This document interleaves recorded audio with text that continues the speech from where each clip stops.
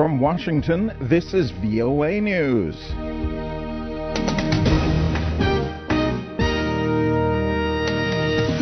Bombings in Pakistan kill 3, and Israel's reported airstrike on Syrian weapon shipments is justifiable, according to President Obama. I'm Vincent Bruce, reporting from Washington. 3 people are reported dead as the result of 2 blasts in Pakistan's southern city of Karachi. Police say the explosions late Saturday went off near the offices of the Muttahida Qaumi Movement, a political party critical of the Taliban and the biggest political party in the city. More than 20 people were wounded. The party has supported army action against militants that operate from Pakistan's tribal areas bordering Afghanistan. More on this story at voanews.com. Afghanistan's President Hamid Karzai said Saturday that Taliban insurgents should drop their weapons against the Afghan people and turn them against enemies of the war-ravaged country. The statement is widely seen as directed at its neighbor in Pakistan.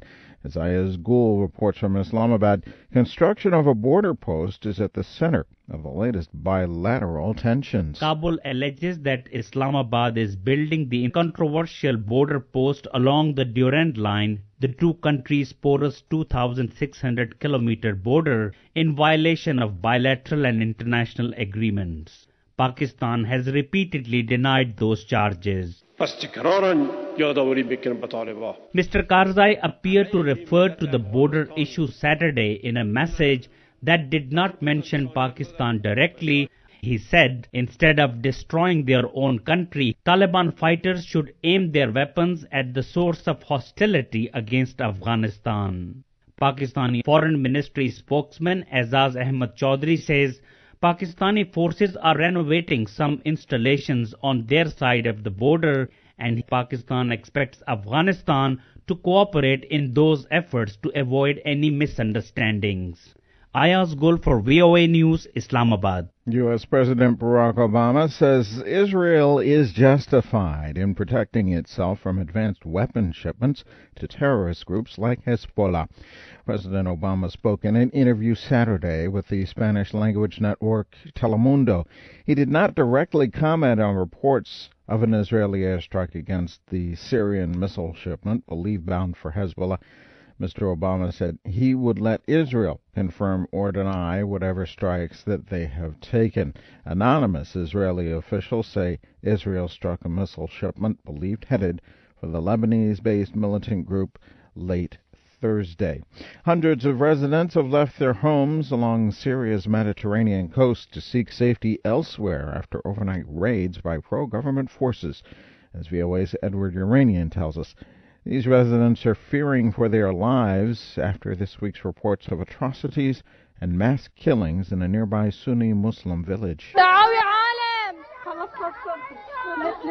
Accounts of an apparent bloodbath in the village of Baida over the past 3 days triggered widespread fear that the ancient coastal town of Banyas may be the next target in a campaign of violence aimed against Sunni Muslim residents. Rami Abdul Rahman heads the Syrian Observatory for Human Rights. He estimates that 4,000 Sunnis fled from Banyas early Saturday. The Human Rights Monitor says Alawite Syrian security forces and groups known as National Defense Forces, made up of Alawites, stormed a Sunni district in Banyas Friday.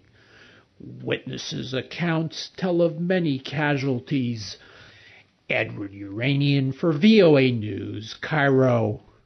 U.S. President Barack Obama appeared at a regional economic forum in Costa Rica on this Saturday.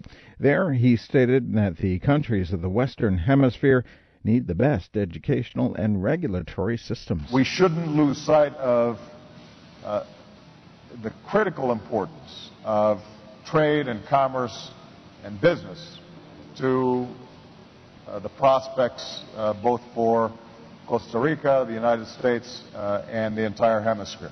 Mr. Obama also said he hopes for immigration reform this year. Comprehensive immigration reform that I'm hopeful we can pass this year, after 30 years, can make an enormous difference in improving what is already a system that's better than it was. Border security and fighting the illegal drug trade were also discussed at the forum. Orb made a last-minute come-from-behind surge to win the 139th Kentucky Derby on this Saturday, the first jewel in horse racing's famed Triple Crown. Orb was a 6-1 favorite, along with Revolutionary, going into Saturday's race at Churchill Downs in Louisville, Kentucky. For the latest, go to voanews.com. I'm Vincent Bruce, VOA News.